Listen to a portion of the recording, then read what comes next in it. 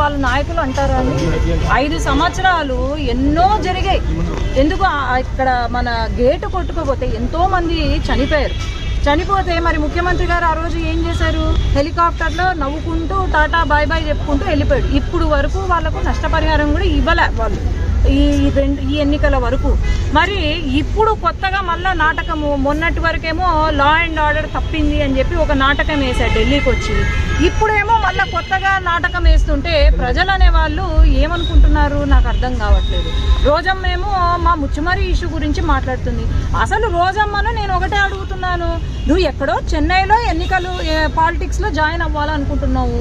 చెన్నైకి పోయి నువ్వు పాలిటిక్స్ రాజకీయం చెయ్యి, అంతేగాని ముచ్చుమర్రి రాజకీయం మాత్రం నువ్వు చెయ్యొద్దు. ఎవరి అండ చూసుకొని నువ్వు ముచ్చుమర్రి రాజకీయం చేయాలనుకుంటున్నావు? 10 రోజులు జరిగిన వెంటనే మేము ప్రతిరోజు అక్కడే ఉన్నాము. అక్కడ ఎవరైతే ఉన్నారో పోలీస్ డిపార్ట్మెంట్ కానీ మళ్ళీ పైన హోంమంత్రి గారు కానీ అందరూ వచ్చారు. ఒకటే ప్రశ్న రోజమ్మకు, నీకు నిజంగా ముచ్చుమర్రి పైన ప్రేమ ఉండుంటే మరి నువ్వు వచ్చినావా? నువ్వు వచ్చి పరామర్శించినావా? లేకపోతే ఈ వరదలు ఏవైతే ఉన్నాయో వరదలలో నువ్వు ఏంది, నీ రోల్ ఏంటి? నువ్వు మేకప్ వేసుకొని అక్కడ కూర్చొని మాట్లాడటం కాదు. నువ్వు ఏం చేసినావు?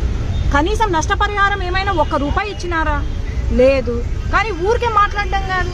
జగన్మోహన్ రెడ్డి గారు మరి ఆయన ఏం మతి స్థిమితం తప్పిందో మరి ఏమో అర్థం కావట్లేదు. నేను అదే అంటున్నా, వైసీపీ పార్టీ ఏదో ఆయనకు లండన్లో ట్రీట్మెంట్ ఇస్తున్నారంట. ఆ ట్రీట్మెంట్ ఏదో లండన్లో, ఆ పార్టీ కూడా లండన్లో పెడితే బాగుపడతావు నువ్వు కూడా. ఎందుకంటే ఇక్కడికి వచ్చి రాజకీయం చేస్తే ఎవ్వరూ ఒప్పుకోరు. అది ఈ టైంలో చంద్రబాబు నాయుడు గారు, ఆయన ఏజ్ ఎంత అండి? ఆయన ఏజ్కి మించి డే వన్ నుండి అక్కడ తిరుగుతున్నారు. రెస్టే లేదు. ఇంకా మేమైనా మాకు వరద తక్కువ ఉంది కాబట్టి మేమైనా రెస్ట్ తీసుకుంటున్నామేమో కానీ అంత వయసులో పెద్ద ఒక ముఖ్యమంత్రి హోదాలో ఉన్న అతను ఆయన 24 గంటలు కష్టపడుతున్నారు. ఇంటికి కూడా వెళ్లకుండా కష్టపడుతున్నారంటే వీళ్ళు మళ్ళీ ఆయన పైన మాట్లాడుతున్నారంటే అసలు సిగ్గుపడాలి వీళ్ళంతా.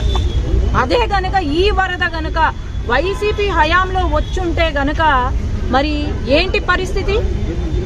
ఈరోజు వైసీపీ బోట్లు కొట్టుకొచ్చినాయి బ్యారేజ్కి. ఎందుకు వచ్చాయి? ఇవన్నీ ఆలోచన చేయండి. ఎవరు దీని వెనకాలండి చేస్తున్నారు?